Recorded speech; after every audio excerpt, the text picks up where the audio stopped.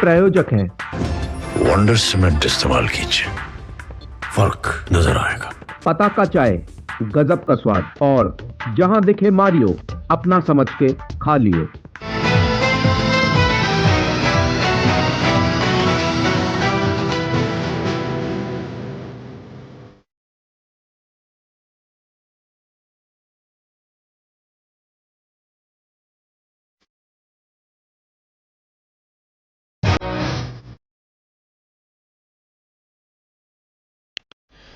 नमस्कार, news night के एक और अंक में आप सभी दर्शकों का बहुत बहुत स्वागत है। मैं हूं असीम मिश्रा।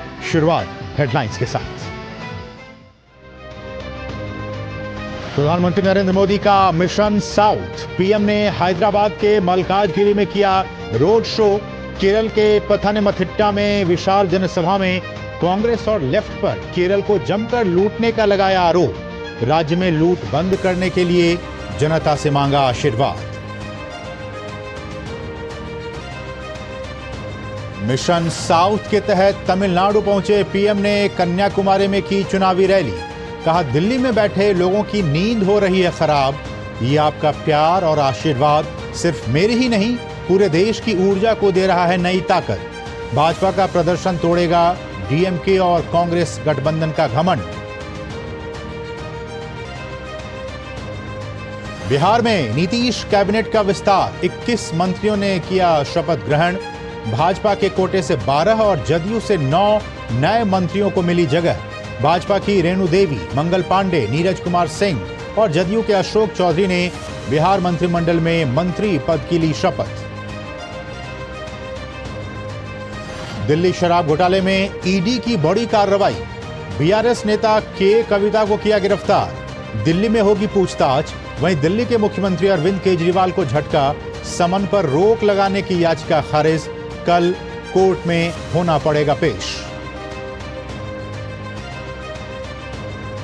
संदेश खाली की पीड़ित महिलाओं ने की राष्ट्रपति द्रौपदी मुर्मू से मुलाकात कर सुनाई आप बीती।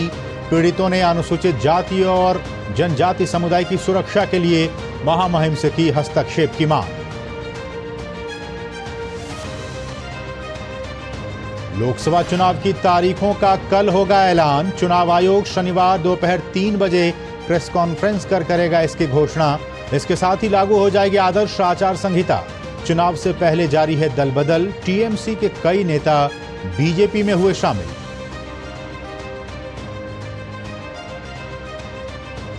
नागरिकता संशोधन नियम को लेकर विपक्ष दलों के लगातार विरोध से भड़के हिंदू शरणार्थी। कांग्रेस मुख्यालय के बाहर जमकर किया प्रदर्शन। वहीं सीएए पर अमेरिका के बयान पर विदेश मंत्रालय का कड़ा रुख। कहा, सीएए भारत का आंतरिक मामला। अमेरिका के बयान को बताया गलत और अनुचित। वैश्विक मोर्चे पर तमाम मुश्किलों के बावजूद देश से होने वाले निर्यात ने बनाया रिकॉर्ड। फरवरी में 41.4 अरब डॉलर से साथ मासिक निर्यात के आंकड़े ने रचा इतिहास। अप्रैल से फरवरी के बीच व्यापार घाटे में 38% की कमी दर्ज की गई। देश मोबाइल स्मार्टफोन के निर्यात में अग्रणी देशों में हुआ शामिल। और अब सभी खबरें विस्तार से। लोकसभा चुनाव में अब बस कुछ ही दिन बाकी रह गए हैं और दक्षिण भारत में अपनी पकड़ को और भी मजबूत करने के लिए भाजपा लगातार चुनाव प्रचार में लगी हुई है। प्रधानमंत्री नरेंद्र मोदी ने आज केरल, तेलंगाना और तमिलनाडु में पार्टी के अभियानों को मजबूती प्रदान की।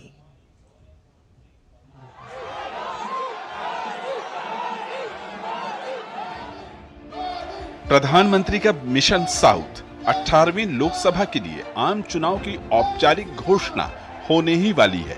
उसके कुछ घंटे पहले प्रधानमंत्री का दक्षिण भारत का तूफानी दौरा विपक्षी दलों में हलचल मचाने के लिए काफी है।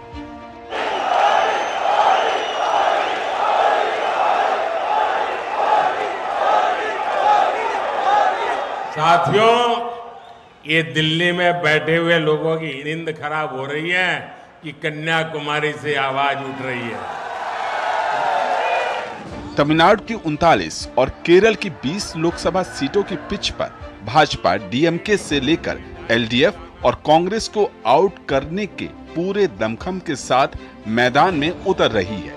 प्रधानमंत्री ने केरल के पथनमथिट्टा में कहा कि करप्ट नाकाबिल और घोटालों की सरकार ने जनता का नुकसान किया है। अब वक्त ऐसी सरकारों और दलों की विदाई का है। अब आप देखिए त्रिपुरा, बंगाल, ये राज्यों में ये लेप पार्टियों का सितारा इतना चमकता था, 3-3, 4 दशक तक उन्हीं की चलती थी। लेकिन एक बार जब लोगों ने त्रिपुरा से उनको हटाया, बंगाल से लेपपालों को हटाया, उसके बाद कितने ही साल हो गए कांग्रेस को और लेप को ये कोई घुसने नहीं देता है। तमिलनाडु के कन्याकुमारी में जनसभा में डीएमके और कांग्रेस के इंडी गठबंधन को प्रधानमंत्री ने घोटालों और लूट के इतिहास वाली पार्टियां करार दिया।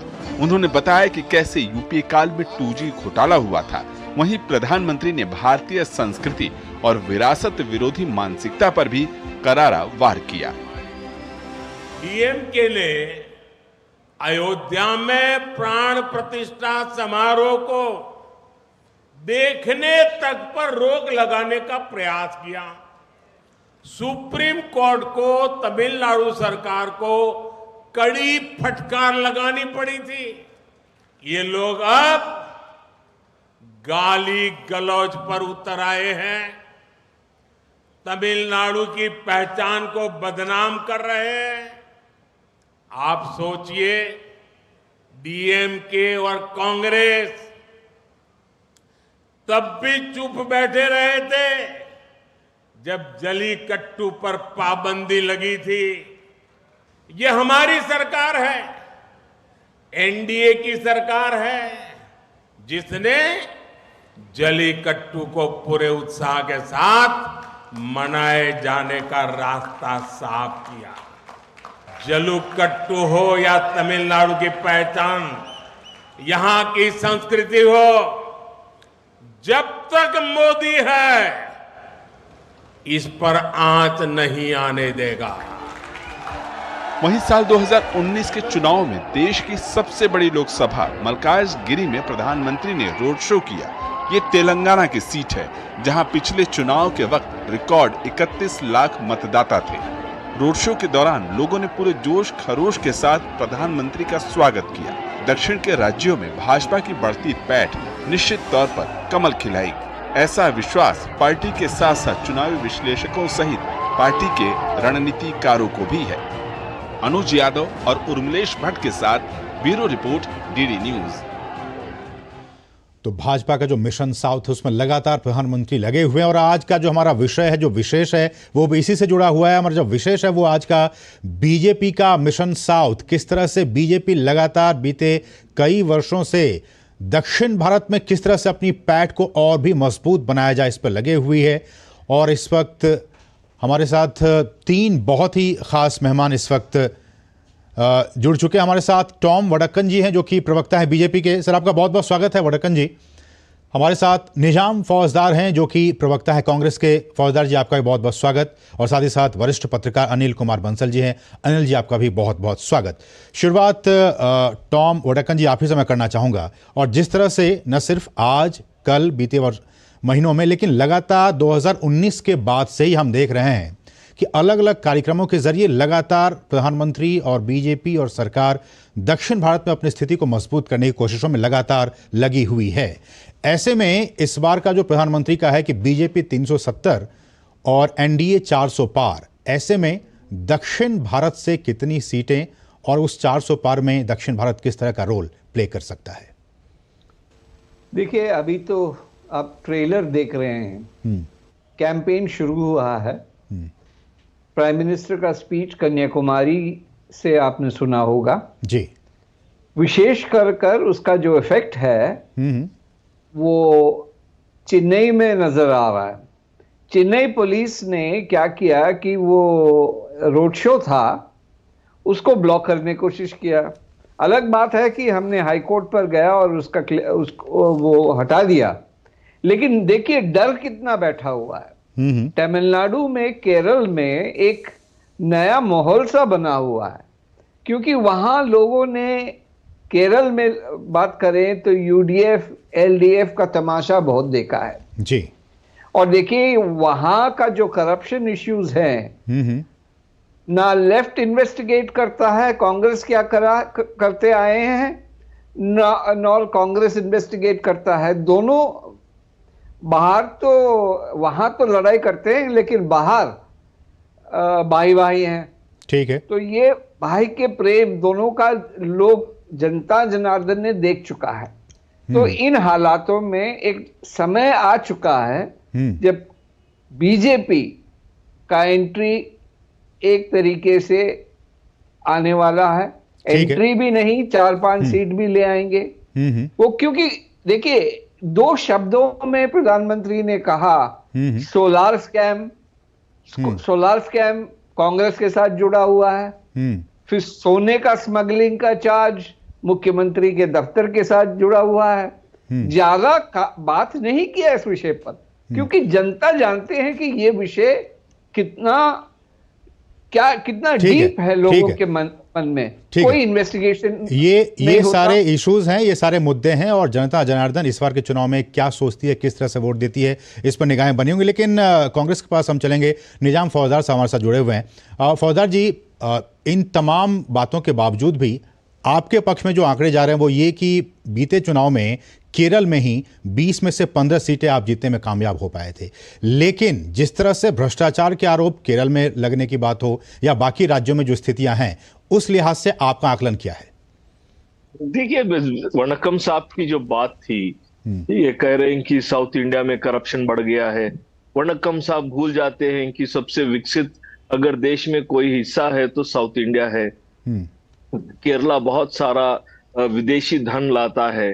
Tamil Nadu is one of the most, सबसे ज्यादा मैन्युफैक्चरिंग वहां से होता है। कर्नाटका सबसे second highest tax paying state है। Telangana one of the growing state है। तो वनक्कम साहब की ये बात कहना कि हमें रैली करने नहीं दिया, हम हाई कोर्ट गए थे, तो जब राहुल गांधी आसाम से गुजर रहे थे तो इनके बिस्वा शर्मा क्या कर रहे थे वहां? लेकिन इस बात से मैं यहाँ पे काट कर मैं ये बात कहना चाहूंगा, आज बीजेपी कितना भी यहाँ पे मशक्कत कर ले, कितनी भी कोशिश कर ले, यहाँ साउथ इंडिया से अगर 5 सीट से ज्यादा जीत गए तो मैं समझूंगा उनके लिए जैसे वो लॉटरी के लोगों ने 1400 करोड़ इनको धन दिया है, वैसे ही वो लॉटरी खुलेगी इन लोगों की 5 से अगर ज्यादा हो जाए तो। लेकिन फौजदार साहब, अभी जो रिसेंटली जिन राज्यों में चुनाव हुए हैं उनमें से 1-2 राज्यों को छोड़ दिया जाए तो बाकी राज्यों में कांग्रेस की स्थिति उतनी अच्छी नहीं है। अब मैं बताता हूं, सुनिए, केरला में हम हैं, कर्नाटका में हम हैं, तेलंगाना में हम हैं, आंध्रा में बहुत अच्छा माहौल लग रहा है, तो ये 4 स्टेट यहीं पे हो गए। महाराष्ट्र में तो बीजेपी की हालत कितनी खस्ता है इनको मालूम है। सिंदूर, किराए का सिंदूर लेके, चोरी का सिंदूर लेके चल रहे हैं बीजेपी वाले। लेकिन लोगों के दिल में जो निराशा है, 10 साल में ये नौकरियां नहीं दे पाए, 45 साल से सबसे निचला स्तर जहां अनएम्प्लॉयमेंट हो तो मोदी काल में है। अगर इन्फ्लेशन हाईएस्ट लेवल पे हो तो वो मोदी काल में है। वड़क्कन साहब, आपकी प्रतिक्रिया इस पर? ये कांग्रेस का कहना है कि लगभग सारे राज्यों में कांग्रेस की सरकार है। मेरे भाई, एक मिनट, मैं आप ही की बातों में प्रतिक्रिया ले रहा हूं। मैं टॉम वड़क्कन जी से एक सेकंड मेरे भाई, मैं पहले बात ये कहना चाहता हूं, सबसे ज्यादा लाभार्थी हुए हैं साउथ इंडिया के बारे में जानने से पहले मेरा नाम पहचाने। वनक्कम तमिल में कहता है ग्रीटिंग्स है, मेरा नाम वड़क्कन है। तो आप साउथ इंडिया को रिप्रेजेंट कर बात कर रहे हैं तो नाम तो सही लीजिए। दूसरी बात, माफ कर लीजिए, जो डीएमके सरकार है, 2G स्कैम किसके लिए मशहूर था? बिल्कुल 2G। आज हम कम्युनिकेशन नेटवर्क की बात करते हैं, लेकिन आज 4G पर आया, 5G पर आया, कोई उंगली उठाकर बता सकता है कि कोई स्कैम हुआ है? आपके गठबंधन जो है कांग्रेस और डीएमके का, उसने क्या दिखाया इस देश को? कोई भी डेवलपमेंटल एक्टिविटी है उसके पहले स्कैम आ जाता है। और आप कहते हैं कि तमिलनाडु में ग्रोथ है। अब क्या ग्रोथ की बात कर रहे हैं? डेवलपमेंट उस स्टेट का होना था तो हम दिखाते हैं कि क्या डेवलपमेंट क्या होता है। केरल में क्या हालत है? Gold smuggling. और गोल्ड स्मगलिंग कहां हो रहा है? Connected with the chief minister's office. बिल्कुल। और सोलार स्कैम है क्या? ये स्कैम कांग्रेस के साथ जुड़ा हुआ है। कौन है ये लोग? और ये बोलते हैं कि करप्शन के बारे में बोलते हैं जीरो टॉलरेंस, और इन्होंने लॉटरी एजेंट की बात कहा। अरे भाई, इसका लिंक किसके साथ है? ये बेटा, इसका हेडक्वार्टर्स किधर है? डीएमके का साथ इनका संबंध आज का नहीं है, कांग्रेस के साथ। कौन था वो वकील जो कांग्रेस की तरफ से जाकर इस लॉटरी एजेंट को सपोर्ट किया, डिफेंड किया? वो तो सबके सामने आ भी चुका है वो नाम। तो ये बातें ये फिर दोहरा रहे हैं। ठीक है, और ये कह रहे हैं कि भाई वो लॉटरी एजेंट के साथ हमारा संबंध है। ठीक है, लेकिन हमारे साथ एक वरिष्ठ पत्रकार अनिल जी भी जुड़े हुए हैं। अनिल जी, आपने बीजेपी को सुना, आपने कांग्रेस को सुना, ऐसे में क्या लगता है कि इस बार, जबकि अब कल चुनावों की घोषणा हो जाएगी, तारीखों की घोषणा हो जाएगी, किसका पलड़ा आपको इस बार नजर आ रहा है भारी, बीजेपी का या फिर कांग्रेस का दक्षिण भारत में? देखिए, अभी ये तो मानना जरा खुशफहमी होगी कि भाजपा का पलड़ा एकदम दक्षिण भारत में भारी हो जाएगा, क्योंकि केरल और तमिलनाडु में भी भाजपा के पास कोई भी सीट नहीं है। पर जिस तरह से पार्टी ने मेहनत की है, प्रयास किया है, और जब राम मंदिर का शिलान्यास, लोकार्पण का कार्यक्रम चल रहा था, तब भी प्रधानमंत्री जी ने साउथ के मंदिरों में वहां जगह जगह कार्यक्रम किए, धार्मिक रीति रिवाज, तो पूरी पैठ बीजेपी कोशिश कर रही है।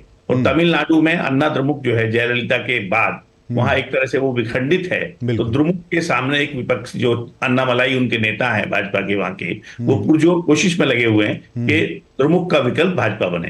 तो राजनीति में प्रयास करते हैं, सफलता मिलती है। हम 98 को याद करें तो जब जयललिता थी तब भाजपा का उनके साथ गठबंधन था, और तमिलनाडु में बीजेपी ने 3 या 4 लोकसभा सीटें जीती थी जी। तब पुराने टाइम में केरल में भी जो तिरुवनंतपुरम सीट है, वहां ओ राजगोपाल जी बहुत ही कम मार्जिन से चुनाव हारे थे, पुरानी बात है। तो राष्ट्रीय स्वयंसेवक संघ का केरल में काफी काम बहुत लंबे समय से रहा है, और भाजपा भी वहां, अब जैसे वड़क्कन साहब हैं या एंटनी साहब के बेटे, साउथ में काफी लोग जो प्रभावशाली कांग्रेस में रहे हैं, उन्होंने भी भाजपा का रुख किया है। तो धीरे धीरे चूंकि अपना जनाधार वहां उनका कमजोर रहा है, पार्टी कोशिश कर रही है, मेहनत कर रही है। पर जो बात कांग्रेस के प्रवक्ता कह रहे हैं, वो मैं उससे एग्री करूंगा कि तमिलनाडु और केरल में, कर्नाटक में तो भाजपा सत्ता में भी रही है और वहां सीटें भी अच्छी जीतती रही है, 25 सीटें आई थी।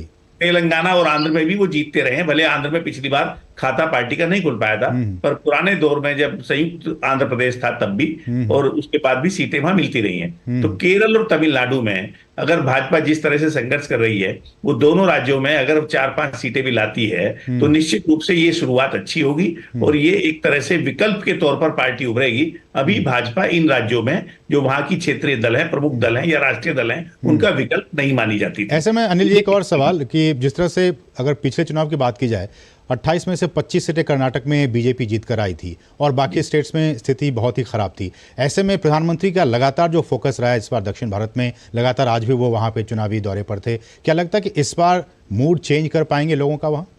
देखिए, कर्नाटक में एक बदलाव हुआ है। वहां पहले भाजपा की सत्ता थी, अब वहां कांग्रेस की सरकार बन गई है, लेकिन जनता दल एस के साथ बीजेपी का गठबंधन हुआ है। उसको देखते हुए एक तरह से मान सकते हैं कि जो उनकी अपनी कांग्रेस का दावा था कि भाजपा को हम 25 सीटें नहीं जीतने देंगे, पर मुझे लगता है जेडीएस और बीजेपी का जो गठबंधन हुआ है, उससे भाजपा पूरा प्रयास करेगी जो पिछली बार की सफलता है वो कायम रहे और उसमें कोई कमी ना आए। अब ये कांग्रेस के साथ अपनी कितनी एकता के साथ कांग्रेस लड़ती है, विधानसभा चुनाव में उनकी गुटबाजी नहीं दिखाई दी थी, पर अभी जो राज्य में कांग्रेस की स्थिति है, वहां आपस में गुटबाजी भी है, और कितनी मजबूती के साथ वो भाजपा का मुकाबला कर पाएगी। दूसरा जो पहलू है वो ये है कि जो राज्य का चुनाव है वो अलग मुद्दों पर होता है, प्लस हम कई राज्यों में देख चुके हैं, जैसे हमारे उत्तर भारत में भी हिमाचल है, उत्तराखंड है, या जैसे दिल्ली है।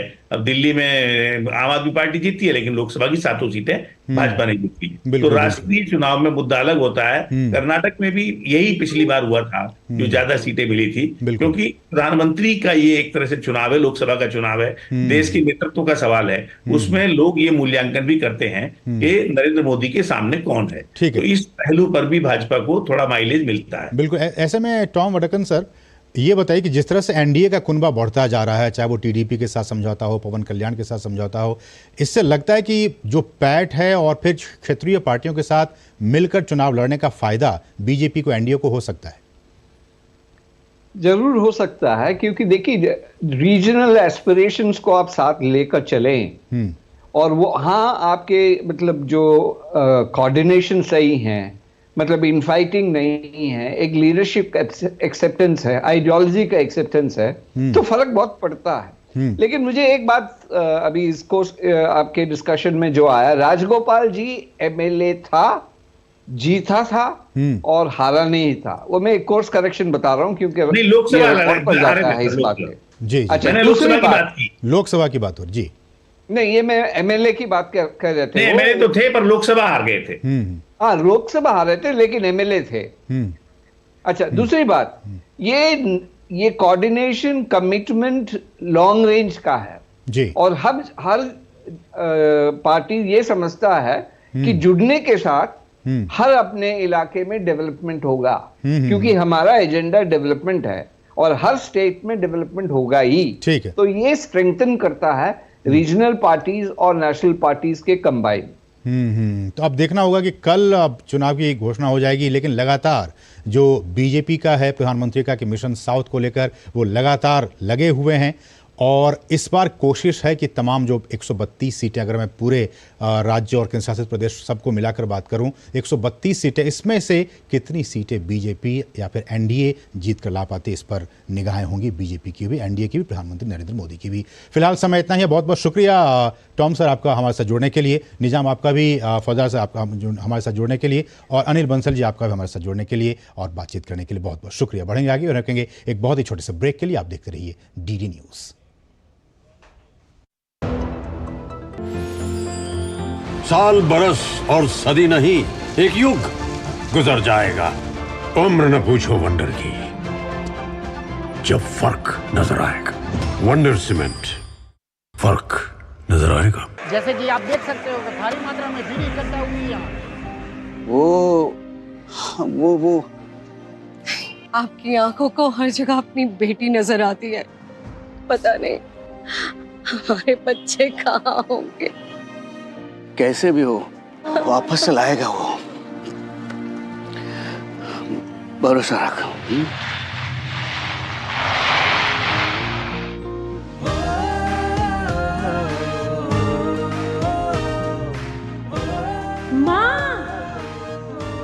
मैंने कहा था ना, कैसी भी सिचुएशन हो मोदी जी हमें घर ले आएंगे।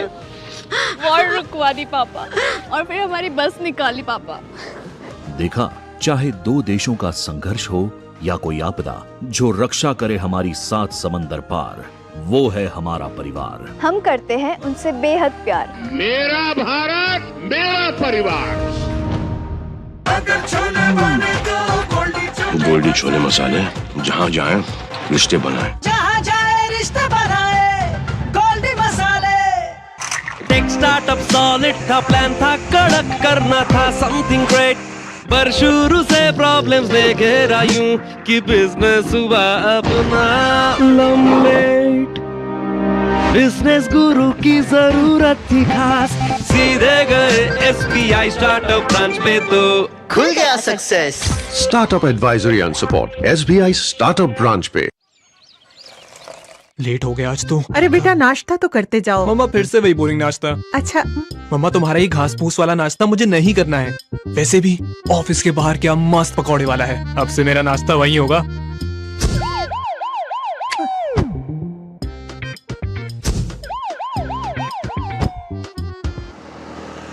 क्या भैया, जब देखो टीवी देखते रहते हो, कभी तो वर्कआउट कर लिया करो। अरे ये वर्कआउट करके समय खराब क्यों करना है? टीवी पर नई वेब सीरीज आई है, आजा बैठकर देखते हैं। आप ही देखो।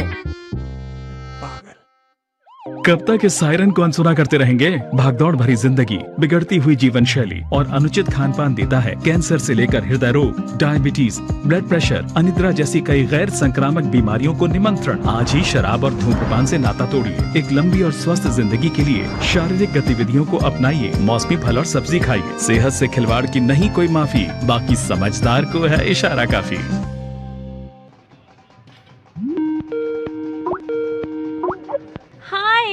ओहो पू, इतने सालों बाद कैसे याद आ गया? सबके सब पंटर एक साथ।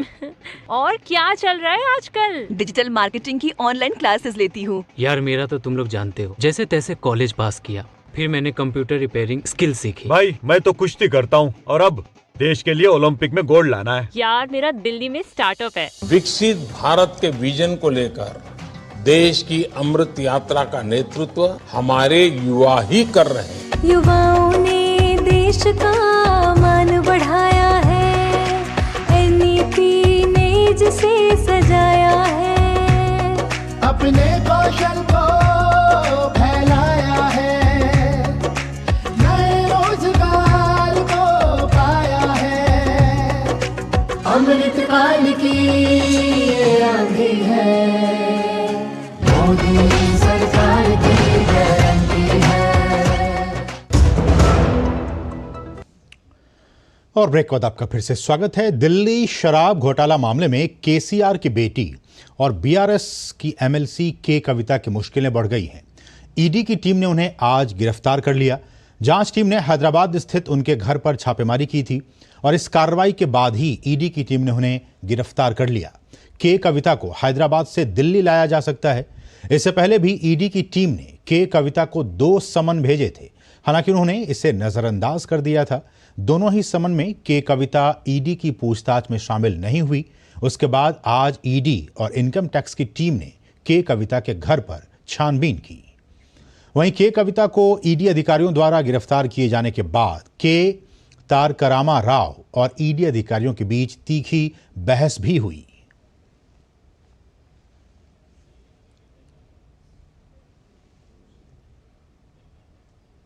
और वहीं दिल्ली शराब घोटाला मामले में दिल्ली के मुख्यमंत्री अरविंद केजरीवाल को बड़ा झटका लगा है।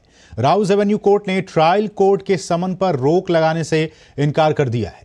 अरविंद केजरीवाल ने ट्रायल कोर्ट के समन पर रोक की मांग की थी, जिसे अदालत ने ठुकरा दिया।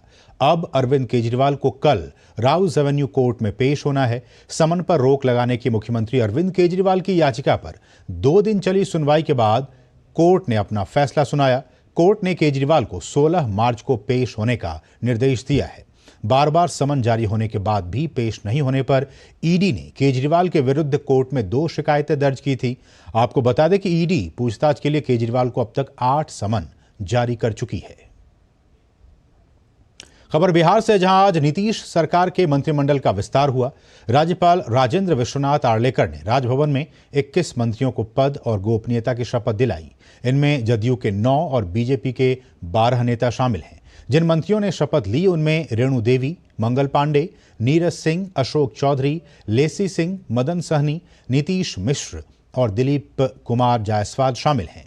साथ ही नितिन नवीन, महेश्वरी हजारी, शीला कुमारी, सुशील कुमार, जनक राम और हरी सहनी समेत कृष्णनंदन पासवान, जयंत राज, मोहम्मद जमा खान, रत्नेश सदा, केदार प्रसाद गुप्ता, सुरेंद्र मेहता और संतोष कुमार सिंह ने भी मंत्री पद की शपथ ली। कार्यक्रम में मुख्यमंत्री नीतीश कुमार, उप मुख्यमंत्री सम्राट चौधरी, विजय कुमार सिन्हा समेत कई गणमान्य लोग उपस्थित थे। और 2024 लोकसभा चुनाव की तारीखों को लेकर चुनाव आयोग शनिवार दोपहर 3 बजे प्रेस कॉन्फ्रेंस करने वाला है। इस बात की जानकारी खुद चुनाव आयोग ने दी है। आम चुनाव 2024 के साथ ही कुछ राज्य विधानसभाओं के कार्यक्रम की घोषणा करने के लिए चुनाव आयोग द्वारा कल इसकी जानकारी दी जाएगी और इसे ईसीआई के सोशल मीडिया प्लेटफॉर्म पर लाइव स्ट्रीम भी किया जाएगा। नए चुनाव आयुक्तों ने नियुक्ति के एक दिन बाद यानी शुक्रवार को पदभार संभाल लिया है। मुख्य चुनाव आयुक्त राजीव कुमार ने दोनों चुनाव आयुक्तों ज्ञानेश कुमार और सुखबीर सिंह संधू का स्वागत किया। इसके बाद ही चुनाव आयोग ने इस बात का ऐलान कर दिया जिसका पूरा देश इंतजार कर रहा था। चुनाव आयोग शनिवार दोपहर 3 बजे प्रेस कॉन्फ्रेंस कर चुनाव की तारीखों का ऐलान करेगा। खुद चुनाव आयोग ने सोशल मीडिया प्लेटफॉर्म एक्स पर पोस्ट कर कहा कि लोकसभा चुनाव 2024 और कुछ राज्यों के विधानसभा चुनाव के कार्यक्रम की घोषणा करने के लिए चुनाव आयोग द्वारा प्रेस कॉन्फ्रेंस कल 16 मार्च को दोपहर 3 बजे आयोजित की जाएगी। इसे चुनाव आयोग के सोशल मीडिया प्लेटफॉर्म पर लाइव स्ट्रीम किया जाएगा। भाजपा नेता सैयद शहनवाज हुसैन ने इसका स्वागत किया। कल 3 बजे चुनाव आयोग जब लोकसभा के चुनाव और कई राज्य के चुनाव की घोषणा करेगा तो उसका इंतजार तो हम लोगों को पहले से है। देश की जनता ने तो मन बना लिया है कि लोकसभा का चुनाव होगा, अब फिर एक बार मोदी सरकार बनानी है। वहीं आम चुनाव की तारीखों की घोषणा पर कांग्रेस अपनी पुख्ता तैयारी का दावा कर रही है। हमारी तैयारी तो बहुत बेहतर है, आज से ही नहीं। जो अभियान हमारा है चुनाव का, उसके मुद्दों को उजागर करने का, लोगों से जुड़े हुए जनहित के मुद्दों की बात करने का, ये अभियान तब से शुरू हो गया था। वर्तमान लोकसभा का कार्यकाल इस वर्ष 16 जून को समाप्त हो रहा है। साल 2019 में लोकसभा चुनाव कार्यक्रम की घोषणा 10 मार्च को की गई थी और चुनाव अप्रैल और मई में 7 चरणों में संपन्न हुए थे। 23 मई को रिजल्ट आया था। संभावना है कि इस बार भी लोकसभा चुनाव 6 या 7 चरणों में करवाया जा सकता है। चुनाव कार्यक्रम ऐलान के साथ ही पूरे देश में आचार संहिता लागू हो जाएगी। प्रधानमंत्री नरेंद्र मोदी की अगुवाई में एनडीए इस बार 400 से अधिक सीटें जीतने का लक्ष्य रखा है। विपक्ष के इंडी गठबंधन में सीटों के बंटवारे को लेकर तालमेल बिठाने की कोशिश हो रही है, तो वहीं लोकतंत्र के इस महापर्व में निष्पक्ष मतदान के लिए चुनाव आयोग भी तैयारियां कर रहा है। ऋषि कुमार के साथ ब्यूरो रिपोर्ट, डीडी न्यूज। और निर्वाचन आयोग ने 14 मार्च को चुनावी बॉन्ड से जुड़ा डेटा जारी कर दिया। सुप्रीम कोर्ट के आदेश के बाद एसबीआई ने चुनाव आयोग के साथ 12 मार्च को यह डेटा शेयर किया था। चुनाव आयोग की वेबसाइट पर 763 पन्नों की लिस्ट अपलोड कर दी गई है, जिसमें बॉन्ड खरीदने वाली कंपनियों और व्यक्तियों की जानकारी दी गई है। देश भर में फिलहाल इलेक्टोरल बॉन्ड से जुड़े डेटा की चर्चा जोर शोर से हो रही है। चुनाव आयोग ने 14 मार्च को इससे जुड़ा डेटा जारी कर दिया। भारतीय स्टेट बैंक ने चुनाव आयोग के साथ 12 मार्च को यह डेटा शेयर किया था, जो कि अब सार्वजनिक हो चुका है। राजनीतिक दलों की बात करें तो चुनावी चंदा पाने वालों में बीजेपी अव्वल है। बीजेपी को चंदे के तौर पर सबसे ज्यादा 6060 करोड़ रुपए मिले, लेकिन लिस्ट में जो दूसरा नाम है उसकी चर्चा काफी हो रही है और वो पार्टी है तृणमूल कांग्रेस। इस पार्टी को कांग्रेस से भी ज्यादा चंदा मिला है। कांग्रेस को जहां 1422 करोड़ रुपए मिले हैं, वहीं तृणमूल कांग्रेस को 1609 करोड़ चंदे के तौर पर मिले हैं। चौथे नंबर पर भारत राष्ट्र समिति है, उन्हें 1214 करोड़ रुपए चुनावी बॉन्ड के तौर पर मिले हैं। वहीं 5वें नंबर पर बीजू जनता दल है, जिन्हें 775 करोड़ रुपए मिले हैं। वहीं चुनावी चंदा देने वालों की बात की जाए तो साल 2019 से लेकर 2024 के बीच राजनीतिक दलों को इलेक्टोरल बॉन्ड के जरिए चुनावी चंदा देने वाली 5 शीर्ष कंपनियों में पहले स्थान पर सैंटियागो मार्टिन द्वारा संचालित future gaming and hotels private limited है। इस कंपनी ने साल 2019 से लेकर 2024 तक 1368 करोड़ रुपए के इलेक्टोरल बॉन्ड्स खरीदे हैं। फ्यूचर गेमिंग का मालिक सैंटियागो मार्टिन 910 करोड़ के लॉटरी घोटाले का आरोपी है, जिसका डीएमके, सीपीआई, टीएमसी और कांग्रेस से संबंध है। 2007 में सीपीआई-एम के मुखपत्र देशाभिमानी को 2 करोड़ का चंदा दिया था। 2016 में ईडी के केस में और 2018 में लॉटरी घोटाले से जुड़े मामले में फ्यूचर गेमिंग के मालिक मार्टिन को केरल के सीएम पिनराई विजयन के लीगल एडवाइजर और वकील एम के दामोदरन ने बचाया था। 2010 में कांग्रेस नेता अभिषेक मनु सिंघवी भी सैंटियागो मार्टिन के लिए केस लड़ चुके हैं। हालांकि बाद में विवाद होने के बाद सिंघवी ने अपना नाम वापस ले लिया था। 2011 में डीएमके नेता करुणानिधि पर बनी फिल्म में भी फ्यूचर गेमिंग के मालिक सैंटियागो मार्टिन ने 50 करोड़ रुपए निवेश किए थे। सैंटियागो मार्टिन के दामाद अर्जुन को डीएमके ने अपने चुनावी रणनीति अभियान का हिस्सा बनाया था। दिसंबर 2021 में ईडी की रेड में मनी लॉन्ड्रिंग के तहत फ्यूचर गेमिंग की 19 करोड़ की संपत्ति को जब्त किया था।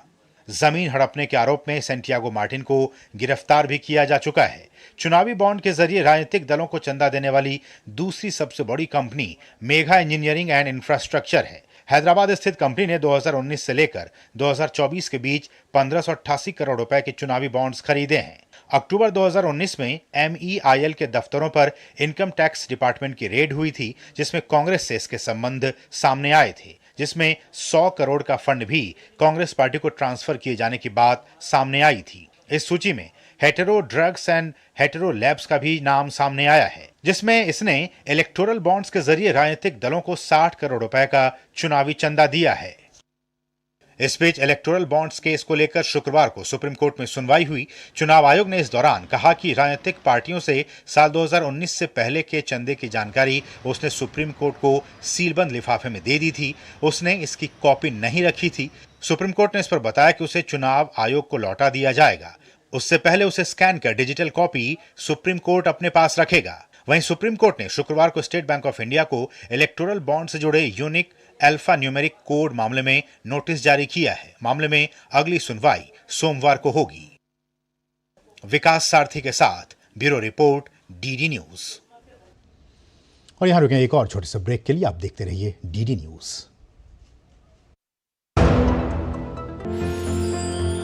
साल बरस और सदी नहीं, एक युग गुजर जाएगा। उम्र न पूछो वंडर की, जब फर्क नजर आएगा। वंडर सीमेंट, फर्क नजर आएगा। Payment fail. लेकिन पैसे तो कट गई मेरी मेहनत की कमाई। हो जाएगी भरपाई, चिंता मत कर मेरे भाई। अगर डिजिटल ट्रांजैक्शन फेल हो जाए और अकाउंट से पैसे कट जाएं, तो बैंक समय से पैसे लौटा देगा, वरना कॉम्पनसेशन का है प्रावधान। नहीं तो आरबीआई के ओम्बुड्समैन को शिकायत करें आप। या बिल, मेरी फीस। आरबीआई कहता है जानकार बनिए, सतर्क रहिए। मैं क्या जी, सब जानते हैं, जहां दिखे मारियो, अपना समझ के खा लियो।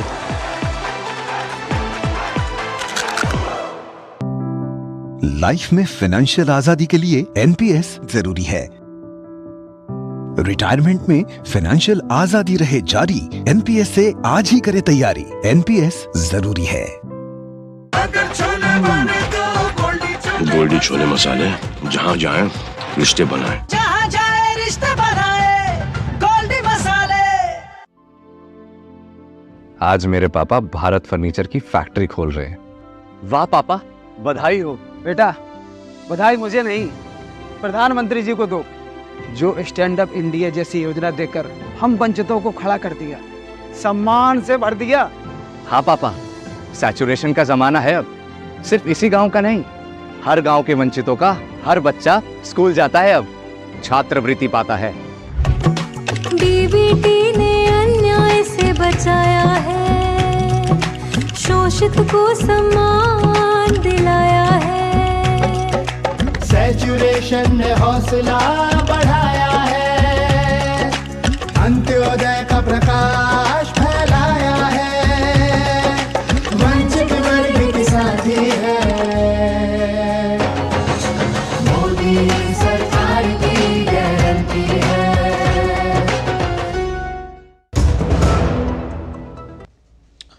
और ब्रेक के बाद आपका फिर से स्वागत है। नागरिकता संशोधन कानून के नियमों पर रोक लगाने की मांग करने वाली सभी याचिकाओं पर सुप्रीम कोर्ट 19 मार्च को सुनवाई करेगा। इन याचिकाओं में सीएए के प्रावधानों पर रोक लगाने की मांग की गई है। याचिका में कहा गया है कि सीएए असंवैधानिक और भेदभावपूर्ण है।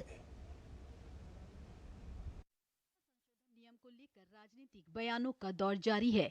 सीए लागू होने को लेकर विपक्ष लगातार विरोध कर रहा है। वहीं पाकिस्तानी शरणार्थी इस मामले पर कांग्रेस के रुख से नाराज हैं। पाकिस्तान और अफगानिस्तान के शरणार्थियों में इसे लेकर काफी गुस्सा है। शरणार्थियों ने नई दिल्ली स्थित कांग्रेस मुख्यालय के बाहर जमकर प्रदर्शन किया। सीए के कार्यान्वयन पर बयानों को लेकर ईडी गठबंधन और कांग्रेस नेताओं के खिलाफ दिल्ली में अपने विरोध प्रदर्शन के दौरान शरणार्थियों ने बैरिकेड तोड़ दिए। इनका कहना है कि पीएम मोदी हमें अधिकार दे रहे हैं, इसे छीनने का अधिकार किसी को नहीं है। हम आए थे अपनी पीड़ा लेके, सोनिया गांधी को हमने ये लेटर लगाया था कि हमारी वीजा और हमारी सुरक्षा करें। 2013 में थे, 5 साल की उम्र थी, वो हमें याद है, बचपन के दिन अब तक याद है। कैसे आए हम स्कूल में, हमें पढ़ाई भी करने नहीं देते थे, वहाँ जाते थे बोलते थे तुम हिंदुस्तानी हो। भाई हमारे हक क्यों नहीं छीन रहे? वो मोदी जब प्रधानमंत्री है वो हमें दे रहा हक, दूसरे का तो हक नहीं है हमारा हक छीनने के लिए। हमें 13-14 साल हो गए आने का, हमें नागरिकता मिल रही, वो रोक रहे हैं। ये बिल सरकार, केंद्र सरकार ने पास किया है और इसको कोई फेल नहीं कर सकता और ये लागू होगा। आज जो हमारा बिल पास हुआ सीए का, उसका जो विरोध केजरीवाल जो कर रहा है, राहुल गांधी जो कर रहा है, ये सही नहीं है। नागरिकता संशोधन कानून को लेकर भ्रम दूर करने की कोशिश लगातार सरकार की तरफ से की जा रही है। केंद्रीय मंत्री मीनाक्षी लेखी ने विपक्ष पर देश को गुमराह करने का आरोप लगाया। देश को गुमराह करने का प्रयास है और इन सब ने जो मेजॉरिटी माइनॉरिटी के बीच खाई खोदने का काम किया है, उसी को अपना लक्ष्य बनाकर अपना राजनीतिक जीवन जिया है। तमाम धर्मगुरुओं ने कहा है कि इस कानून से किसी की नागरिकता छीनी नहीं जाएगी, बल्कि लोगों को नागरिकता मिलेगी। उन्होंने लोगों से किसी के बहकावे में न आने की अपील की है। सीएए के बारे में जो भ्रांतियां लोगों के बीच में है, ऐसा कुछ है नहीं। सीएए केवल और केवल पाकिस्तान, बांग्लादेश और अफ़गानिस्तान में जो माइनॉरिटीज़ लोग रहते हैं उनको यहाँ पर नागरिकता देने के लिए इंडिया के अंदर जो सन 2014 से पहले यहाँ रह रहे हैं उनको नागरिकता देने के लिए ये कानून है। हुकूमत की तरफ से बार बार ये एश्योरेंस दिया जा रहा है कि इससे किसी की सिटीजनशिप नहीं ली जाएगी। बहरहाल मेरी सबसे यही अपील है कि हर तरीके से अमन अमान कायम रखें। वहीं भारत में सीए कानून को लेकर अमेरिका की आपत्ति को विदेश मंत्रालय ने गलत और अनुचित बताते हुए सीए को भारत का आंतरिक मामला बताया। The Citizenship Amendment Act 2019 is an internal matter of India and is in keeping with India's inclusive traditions and a long-standing commitment to human rights. The Act grants a safe haven to persecuted minorities belonging to Hindu, Sikh, Buddhist, Jain, Parsi and Christian communities from Afghanistan, Pakistan and Bangladesh who have entered India on or before 31st December 2014. जहां एक तरफ CA को लेकर बयानबाजी का दौर जारी है, वहीं इस फैसले से बेहद खुश शरणार्थियों ने खिलाफत करने वालों के खिलाफ मोर्चा खोल दिया है। दिल्ली के मुख्यमंत्री अरविंद केजरीवाल के सीए पर दिए बयान से गुस्साए हिंदू शरणार्थियों ने गुरुवार को उनके आवास के सामने विरोध प्रदर्शन किया, तो आज कांग्रेस मुख्यालय के बाहर विरोध दर्ज करवाया। Bureau report, DD news. और संदेश खाली की पीड़ित महिलाओं ने आज राष्ट्रपति द्रौपदी मुर्मू से मुलाकात की। ये मुलाकात राष्ट्रपति भवन में हुई। इस दौरान पीड़ित महिलाओं ने संदेश खाली में अनुसूचित जाति और अनुसूचित जनजाति समुदाय की सुरक्षा के लिए राष्ट्रपति से दखल देने की मांग की। महिला शोषण और उत्पीड़न के लिए सुर्खियों में रहा पश्चिम बंगाल के संदेश खाली का दर्द सीमाओं को तोड़ते हुए राजधानी दिल्ली आ पहुंचा। संदेश खाली की 5 महिलाओं सहित हिंसा के शिकार 11 पीड़ितों ने शुक्रवार को राष्ट्रपति भवन में राष्ट्रपति द्रौपदी मुर्मू से मुलाकात कर अपनी आप बीती साझा की। राष्ट्रपति ने भी पूरे मामले को बड़ी संवेदनशीलता के साथ सुना। पीड़ितों ने अनुसूचित जाति और अनुसूचित जनजाति समुदाय की सुरक्षा के लिए राष्ट्रपति मुर्मू से हस्तक्षेप की मांग की। सभी ने संदेश खाली हिंसा की समस्या को लेकर राष्ट्रपति द्रौपदी मुर्मू को एक ज्ञापन भी सौंपा। वहीं नई दिल्ली में हुई एक प्रेस वार्ता में संदेश खाली पीड़ितों ने अपनी आप बीती बताई।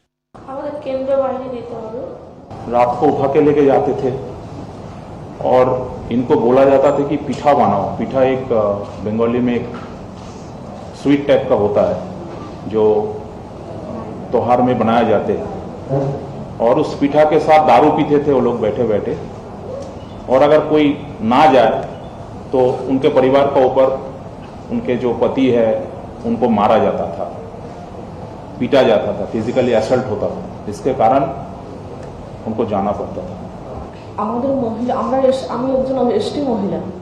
इनका ये बोलना है कि अभी जो प्रेजेंट सिचुएशन वो ये है कि अभी भी घर घर में थ्रेट चल रहा है।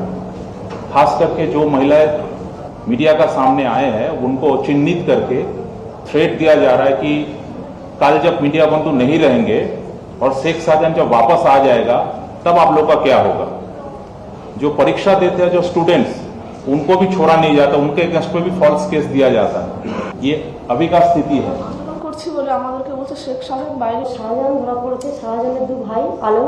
इनका बोलना ये है कि शेख शाहजहां तो गिरफ्तार हुआ है, लेकिन उसका जो 2 भाई है शेख सिराज और आलमगीर, जिनके अगेंस्ट में भी बहुत सारे ऐसे एलिगेशंस है, वो अभी भी फ्री घूम रहा है। उसको अभी तक पुलिस ने अरेस्ट किया नहीं है, ना ही सीबीआई ने अरेस्ट किया है। नॉर्थ 24 परगना जिले के बशीर घाट सब डिवीजन में आने वाले संदेश खाली में इस साल जनवरी में ईडी की टीम ने तृणमूल कांग्रेस के नेता शाहजहां शेख के घर पर छापेमारी की थी। यह कार्रवाई करोड़ों रुपए के राशन घोटाले से जुड़े मनी लॉन्ड्रिंग के मामले में हुई थी। इस दौरान शाहजहां के समर्थकों ने ईडी अधिकारियों पर हमला कर दिया, जिसमें ईडी टीम के सदस्य घायल हो गए थे। इसके बाद बड़ी संख्या में महिलाएं सड़क पर उतरी। उनका आरोप है कि शाहजहां और उससे जुड़े लोगों ने जबरन उनकी जमीन पर कब्जा किया है। साथ ही उनका यौन उत्पीड़न भी किया जा रहा था। हालांकि अब संदेश खाली का आरोपी कानून के शिकंजे में है। Bureau report, DD news. और यहां रुकें एक और छोटे से ब्रेक के लिए। आप देखते रहिए डीडी न्यूज।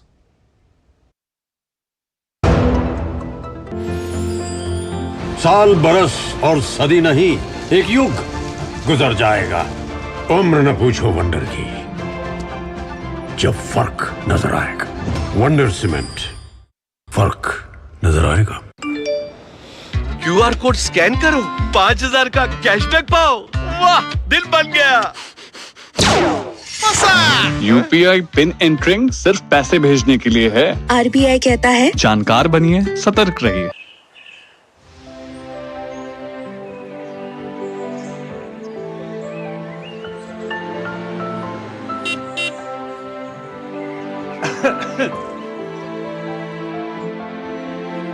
आयुष्मान भव। आयुष्मान भव।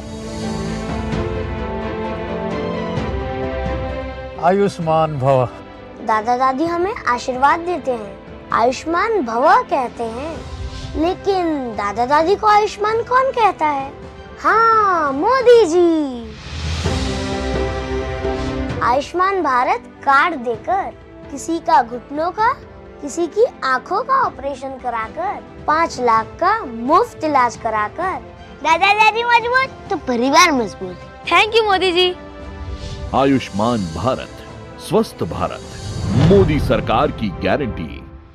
समय पर अपने एडवांस टैक्स का भुगतान करने से आप देश में कई परिवर्तन ला सकते हैं, जैसे कि आपके टैक्स से बनी ये मेट्रो, जो विशाल जैसे कई लोगों की उनके कार्यस्थल तक समय पर पहुंचने में मदद करती है। गांव शहर में उभरती कंपनियां, जिनसे सविता जैसे अनेक युवा और युवतियों को रोजगार मिलता है। हर जिले में बने आधुनिक स्कूल, जिससे सुनीता जैसे कई बच्चे चांद पर पहुंचने का सपना देखते हैं। देश की प्रगति को गति देना आपके ही हाथों में है, क्योंकि बनेगा तो ही बढ़ेगा इंडिया।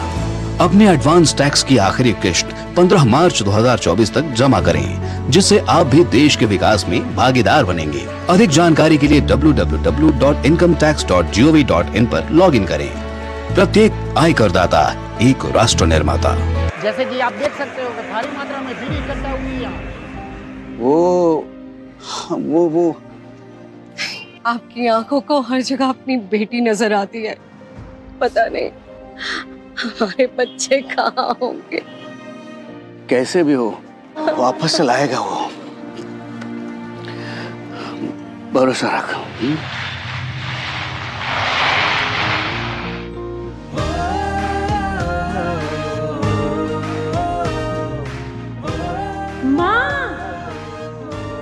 मैंने कहा था ना, कैसी भी सिचुएशन हो मोदी जी हमें घर ले आएंगे।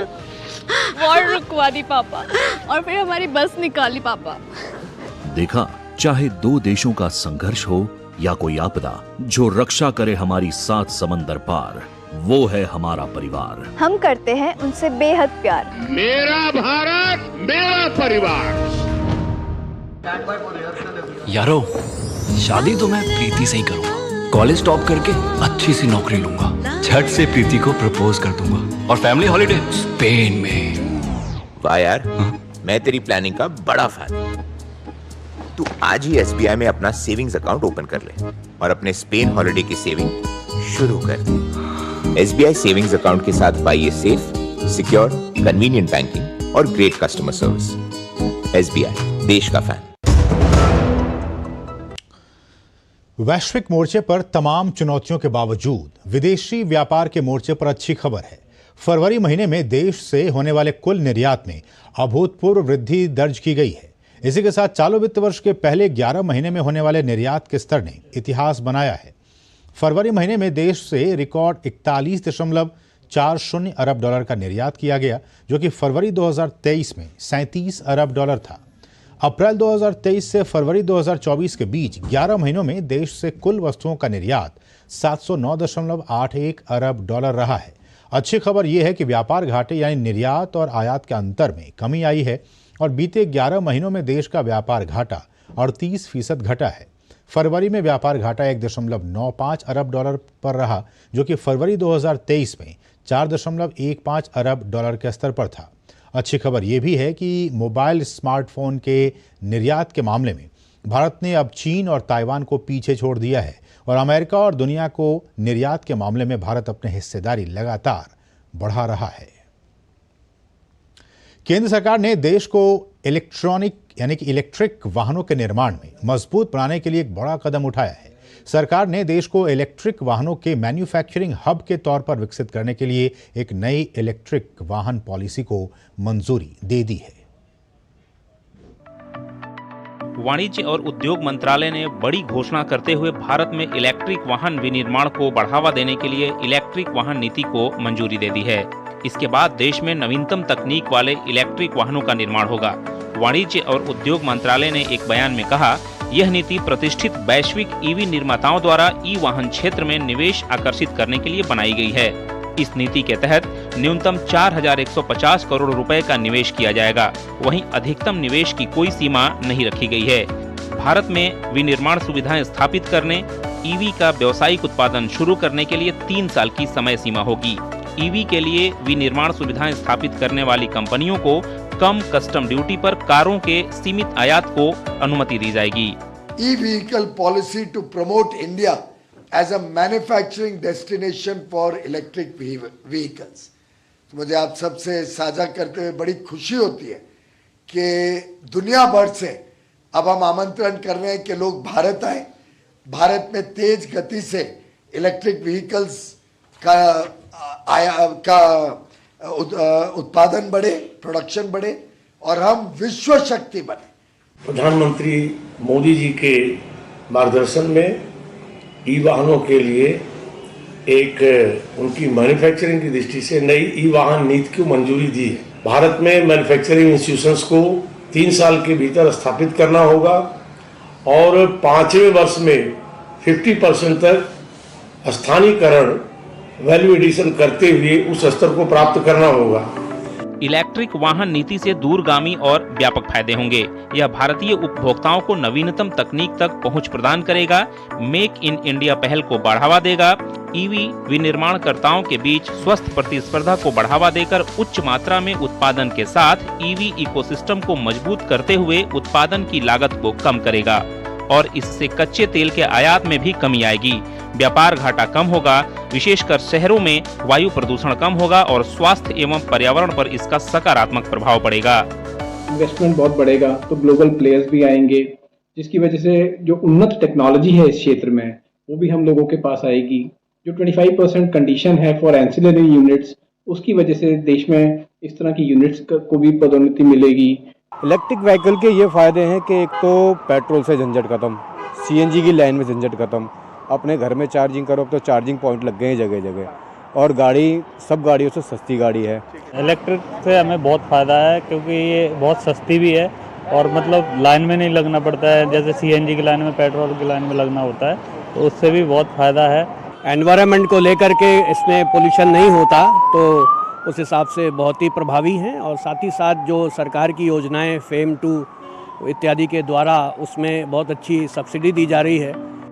सरकार की इस पहल से कुल मिलाकर आने वाले समय में भारतीय ऑटोमोबाइल क्षेत्र का परिदृश्य पूरी तरीके से बदलने वाला है।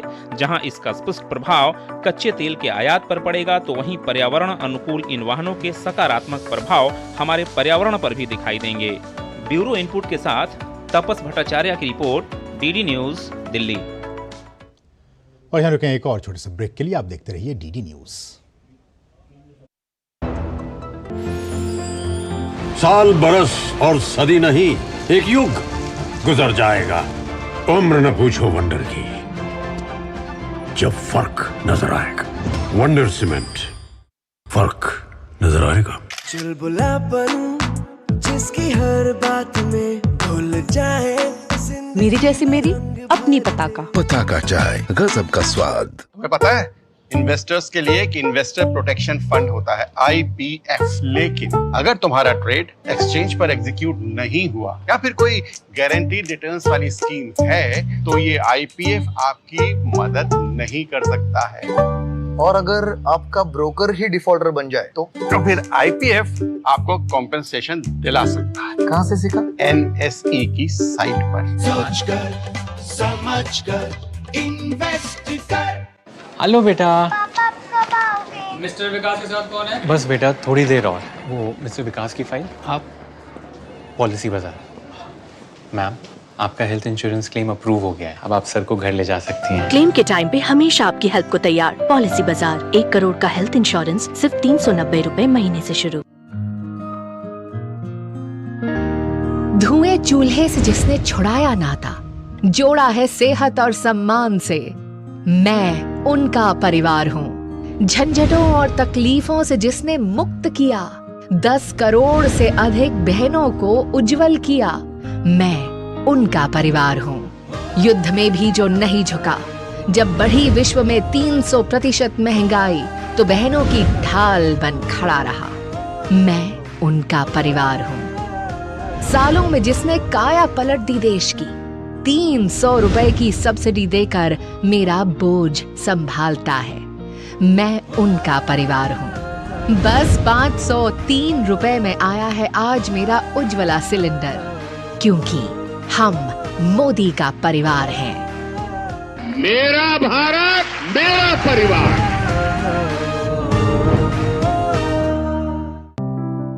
लाइफ में फाइनेंशियल आजादी के लिए एनपीएस जरूरी है। रिटायरमेंट में फाइनेंशियल आजादी रहे जारी, एनपीएस से आज ही करें तैयारी। एनपीएस जरूरी है। और अब कुछ दूसरी अहम राष्ट्रीय खबरें फटाफट अंदाज में। आप देखिए इन खबरों को और हमें दीजिए अनुमति। नमस्कार। पश्चिम बंगाल में टीएमसी पार्टी को बड़ा झटका लगा है। टीएमसी सांसद अर्जुन सिंह और दिव्येंदु अधिकारी ने भाजपा का दामन थाम लिया। दिव्येंदु अधिकारी पश्चिम बंगाल के नेता प्रतिपक्ष शुवेंदु अधिकारी के भाई हैं। भूटान के प्रधानमंत्री शेरिंग टोब्गे ने राष्ट्रपति भवन में राष्ट्रपति द्रौपदी मुर्मू से मुलाकात की। वहीं उन्होंने राजघाट पर जाकर राष्ट्रपिता महात्मा गांधी को पुष्पांजलि अर्पित की। भूटान के प्रधानमंत्री ने भूटान के विकास में विश्वसनीय और मूल्यवान भागीदार के रूप में भारत की भूमिका की सराहना की। उन्होंने प्रधानमंत्री नरेंद्र मोदी को अगले हफ्ते भूटान आने का आमंत्रण दिया, जिसे प्रधानमंत्री नरेंद्र मोदी ने स्वीकार कर लिया है।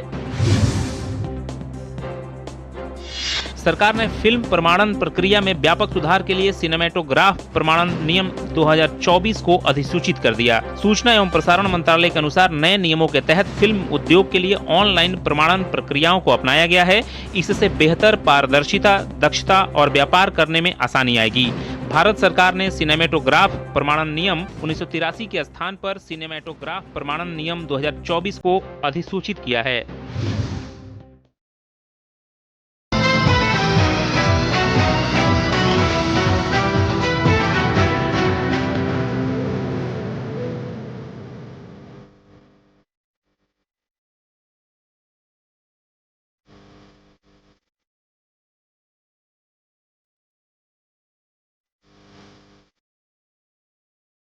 न्यूज नाइट के प्रायोजक थे वंडर सीमेंट इस्तेमाल कीजिए।